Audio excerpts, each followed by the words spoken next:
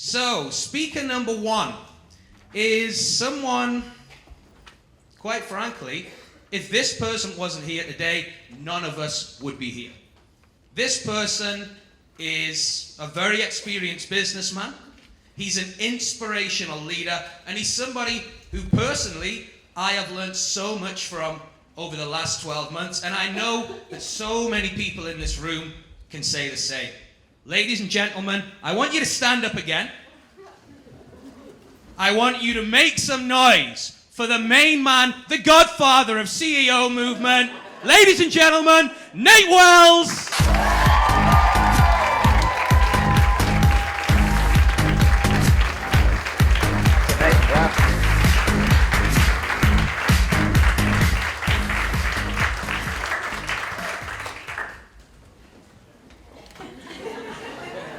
It never gets easier, does it? Cameras are so much easier than standing up in here. Guys, welcome everybody. It's a pleasure to see a lot of familiar faces and a lot of faces who I don't know or I haven't seen before. But I basically just want to talk about how to get bigger, how to really think big and do something different and do something that's literally going to change your lives. Now, you've all been given an incredible opportunity, and it's an opportunity that has grown for me in my life, but it didn't come easily, and it certainly didn't come instantly. I don't know what everybody knows about me already. You know a few things, but basically, I've been doing business for the last 24 years. I opened my first company when I was just 20 years old, and that company was what I thought at the time it was going to be the most amazing thing in my life. I thought, this is it, I've made it, I've struck big. And to a certain extent I did. So my first business was delivering packages, small packages all over the world. And I managed to put myself in the position that I was literally traveling the world every single day to different countries, delivering these highly valued packages. I was the only person in France, where I lived at the time, who had this business. I honestly thought, wow, I am able to travel the world. I'm able to go all over the place. I'm able to move around and see all of these amazing new countries and stay in these new hotels. And I was staying in 5-star hotels and eating in nice restaurants, and I was going around the place thinking that this was a really good job. But I wasn't happy with what I did, because even though it was all fancy and I was growing and I was young and I was seeing all of these new places, I wanted to make more money out of it. So I took what was an opportunity for me and I decided to make it bigger. And I decided to set up my first company, and I decided to get a bunch of employees, so to speak, and I had people flying all over the world for me.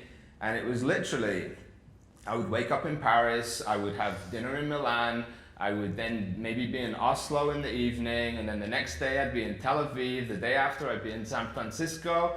It never ever stopped. And in 3 years, I did over 1,000 international flights, which is not very fun. It's not fun at all, yeah, seriously. Yeah, don't do it. So this business of mine, I was making really good money, and I hit a wall. And I got to the point that I couldn't work more. I had 5 guys working for me. I was not only flying around, but I was arranging their own trips, and we didn't have Wi-Fi or internet back then. It was all done by mobile phones and text messages. But I needed to grow. And I struggled because I was the only person doing this business. And there was nobody I could talk to. And there was nobody who could teach me. And I needed to have a mentor. I needed somebody to help me to get to the next level. And that person back then simply didn't exist. So I essentially hit a wall. And I got to the point that I could not grow my business any further.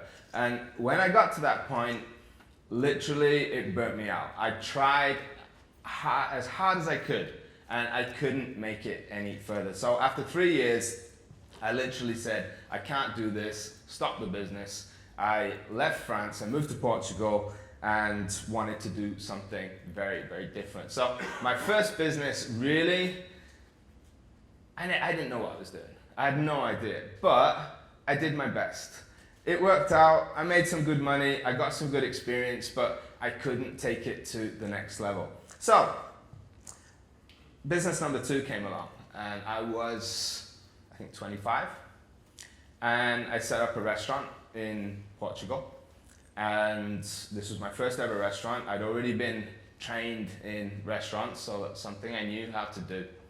And I really, really struggled. I had a beautiful location, great restaurant. I had a captive audience. I was working inside a base where I had a lot of people who would come to my restaurant every day, but it was seasonal. So in the winter, it didn't work quite as well when you've got a swimming pool and it gets cold, right? People don't want to hang out. And I only had a limited amount of tables and a limited amount of chairs. And when the restaurant got full, that was it, yeah? So even though I was working really hard, it was impossible for me to scale that business any further, because as soon as your tables and chairs are full, you cannot physically get more people in. As soon as it gets cold, nobody wants to come and hang out outside your restaurant. So even though I thought, yay, I've made it again, I'm a businessman, I'm a boss, I wasn't a boss. Yeah, I was a guy who was working to pay the rent, working to pay the staff, working to pay the suppliers, working hard to please all of my customers. And I wanted to grow and I wanted to take it to the next level, but it simply wasn't something that I was able to do. Yeah, I was prevented from growing any further because of simply the lack of space more than anything else. So we wind forward, how many years? Maybe 5 years. And I opened up business number 3. Business number 3 was based in Vietnam. And some of you who were watching our very early webinars will know all about this, because I repeated it on a weekly basis, twice a week for about 2 years. This business was run on eBay. So basically I bought products, backpacks, clothes, shoes, whatever, on eBay. I bought them from the factories in Vietnam. I shipped them out to the UK and I sold them on eBay. Now, I did all right with that, and I made my first 6-figure year, and I thought I was made again. And I thought I got this amazing business again. And this time it was online, and this time I was using eBay. And this time, a lot of the business was automated. And I'm like, this is cool. And I'm using a technology that I'd never really used before. And I'm making money online, so to speak. However, I am literally traveling around factories. I'm buying up stock in increasingly large amounts. All of that stock had to be quality controlled, had to be checked, had to be repackaged, had to be shipped to Europe, which takes several weeks. And in that time it's dead stock, and then it arrives in Europe, and I had a 5-bedroom house, literally, 4 bedrooms stacked floor to ceiling with products. Every time somebody buys something online, it's very easy, it's an easy transaction, they click a few buttons and it pops up on the screen, but then somebody's got to go and find the item, they've got to put it in a bag, and they've got to put a label on it, and they've got to ship it off, and it became a lot of hard work. The business was great, but it required such a large inventory that I'd actually got a lot of dead money invested in this business that wasn't actually going anywhere. I wasn't making use of it. 2008 happened. Who remembers what happened in 2008? Yeah? Did anyone get messed up in 2008? Yeah? I did. I went from making 10 grand a month to making $500 a month from exactly the same business. I could not physically find people who wanted to buy the products that I was selling anymore. And I got left with pretty much close to $100,000 worth of stock that I couldn't sell. So all of this stock that I'd been investing in over the years, I had to sell it at a fraction of what it was worth in order to get rid of it. So I did good, and then I lost a lot. So, not being one to accept defeat, I moved on and started my next business. So I decided to start opening restaurants again. This was in Vietnam this time. This was in Saigon. And I opened a small kebab shop. And then I opened another, and another, and another. And I ended up with 18 restaurants. I built the chain myself. And I thought again, yay, I made it, yeah. This is the business that is gonna look after me for the rest of my life. But it was difficult because it was a high investment. Anybody ever worked in restaurants, been in the restaurant trade? Yeah? It's not easy. It's really not easy. People think, oh yeah, I'd love to open a restaurant. It's like a dream for a lot of people. But the physical opening of restaurants is not easy at all. So first of all, I was spending upwards of $5,000 for every location that I opened. Yeah, and these were just small ones. It wasn't anything fancy. The workload was really, really difficult. I mean, I was working non-stop, literally, to run all of these restaurants. It was impossible to find and motivate people to do my job. I'm the owner, yeah? And if I've got staff working for me, and I'm expecting them to put in the same amount of effort that I put into my business, then I've got to pay them a hell of a lot of money. And to find those people, they're simply not interested, because anybody who's interested in putting in the kind of effort I put in is, by definition, a boss, right? They ain't going to want to work for you. So I struggled. I really, really struggled to take my business to the next level. It was really, really difficult. The other thing that you've got to realize with restaurants, and a lot of people don't, is that when you invest money in a restaurant, you're not going to make a return on that investment within 2 years, if you're lucky, if you actually make that restaurant work. I don't remember the statistics. It's something huge, like 60% of all restaurants fail within 12 months. Yeah, it's a very difficult business to be in. So if you're lucky, you're going to get an ROI in 2 years. If you're not lucky, you're literally going to lose your investment. So I sold up. I got rid of all of my shops, and I set up, excuse me, I set up business number 5. So business number 5, I bought myself a beach club. Now, those of you who know me well will say, what the fuck, Nate? Why the hell did you buy a beach club? So, yeah, it wasn't one of my smartest moves. Definitely not. To be an introvert and to literally every single night have to greet people, meet people, entertain people, stand on a bar with a microphone, set the party alight, DJ.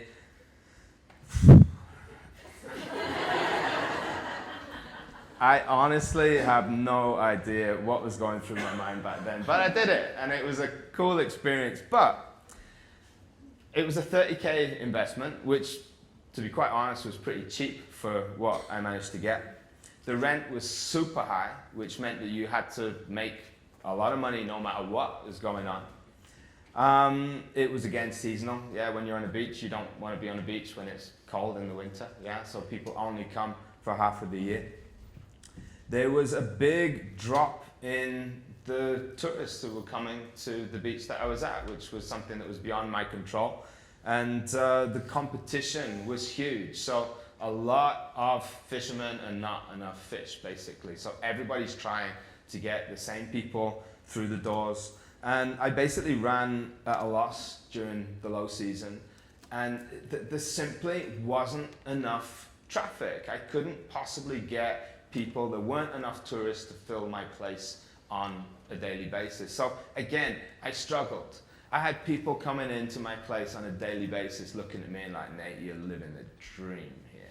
Yeah, this is the most amazing life. You've got this beautiful club on a beach, you're the boss. And it simply wasn't true. I struggled. I was working 18-hour days, 7 days a week, no possibility whatsoever for days off. It killed me, literally. It left me in a very, very bad way indeed at the end of that business. That business, I literally lost everything at the end of it. I ended up with no money, literally penniless. My marriage broke up as a result of it. I've ended up alone, and I had no clue what to do. And this part of the story, many of you already know. So I ended up going back to the UK, and I decided that I was gonna do the opposite, exact opposite from running a nightclub, which is to shut myself away where nobody was gonna bother me at all. So I decided to drive a truck. And I didn't want to drive a truck in the traditional way of getting a job with somebody, because that's not what I do. So I set up yet another company, and I needed a license, first of all. So the license, how do you get a license? Does anybody know how much it costs? I don't know how much it costs in the US, but in the UK at least, how much it costs to get the license to drive a truck?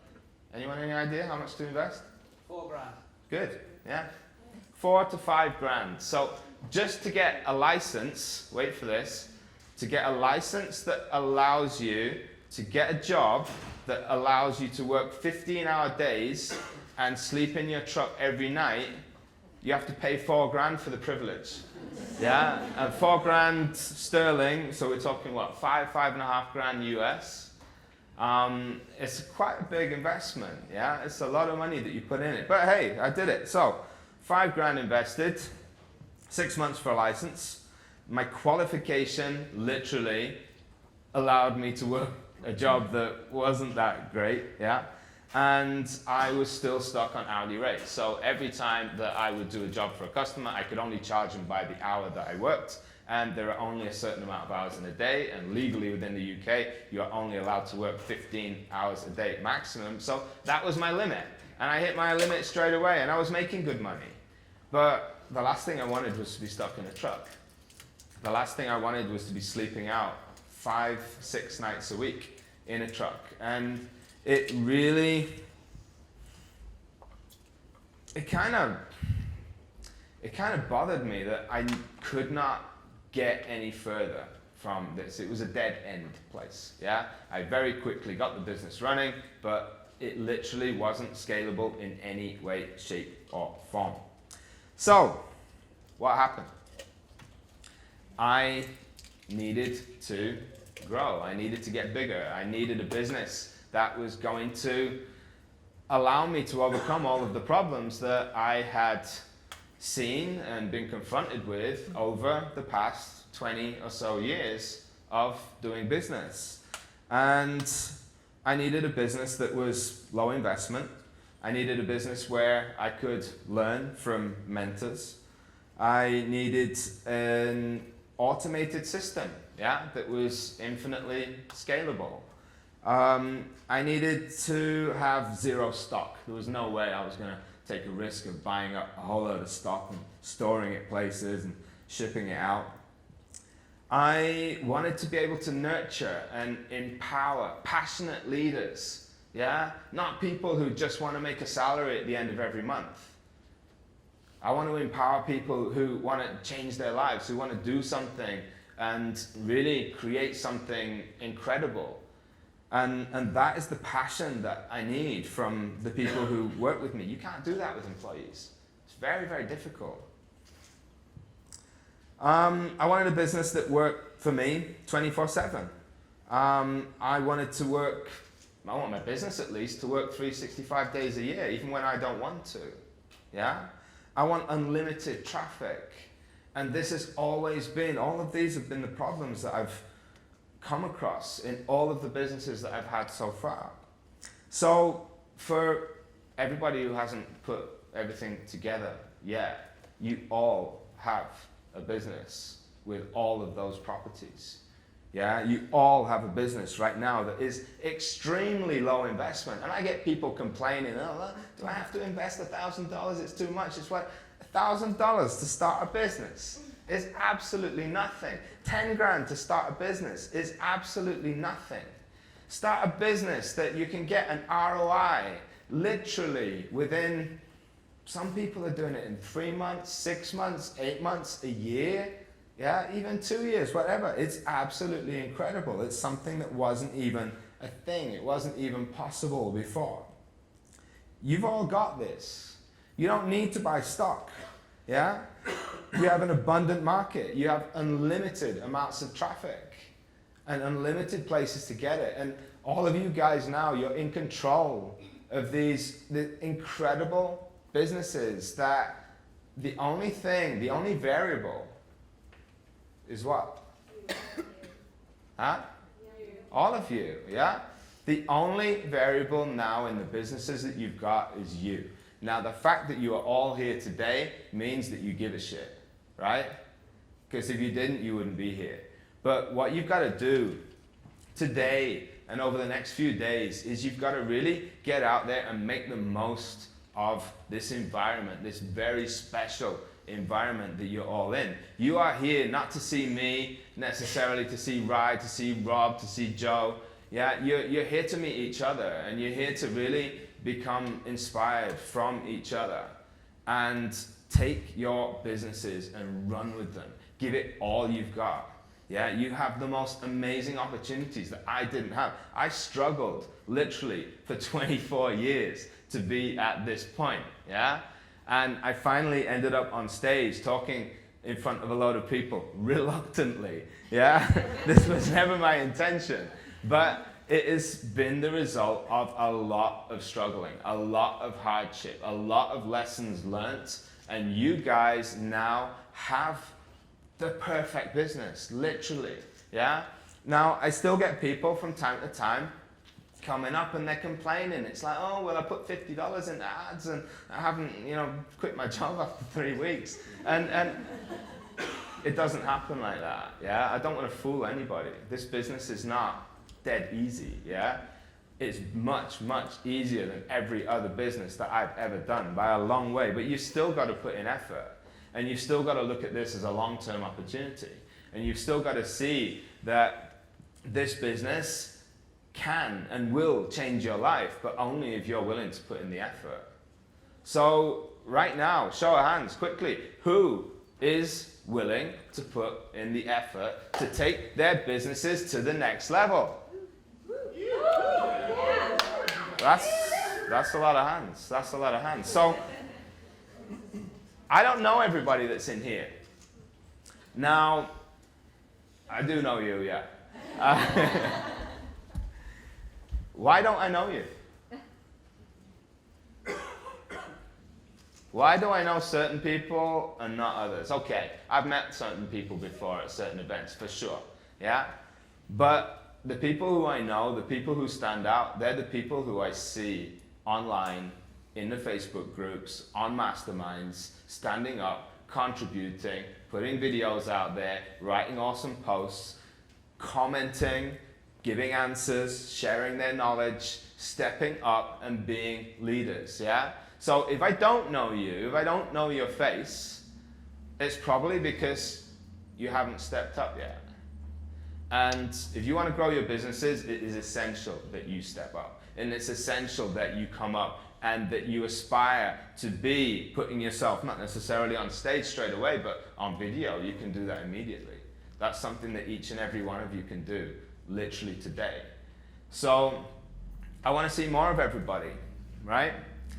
Personally, I am very, very awkward in public spaces. I do not talk to people easily. I do not like introductions, yeah? However, I want to get to know all of you. I really do. And I want to encourage you to come out and grab me literally at any point over the next 3 days, yeah? Take me to one side. If you see me alone, it means that I'm in an awkward place. Please take me out of it, yeah? Feel free, yeah? So make the effort. If you want to have a chat with me, each and every one of you. I am absolutely open to that. Come and grab me, and I look forward to talking to all of you. I look forward to seeing more of all of you, and I look forward to seeing you step up. If you want your business to grow, yeah, it's time to step up. Take it by the balls and do it. Yeah, run with it. That's enough from me, I think. Ryan's getting nervous. Good, guys.